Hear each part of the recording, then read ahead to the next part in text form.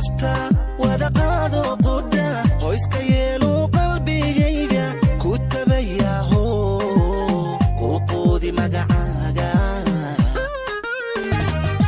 waan kartee kalgacaylka annaho ila qaybsa wadnahaygaho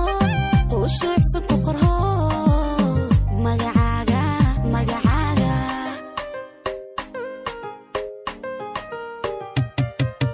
waaqisi rabbigeenu taariikh buu qorayaaye qorshihiisu hawaaro waaqise rabbigeenu taariikh buu qorayaaye qoyskeenu hawaaro alla waaqisi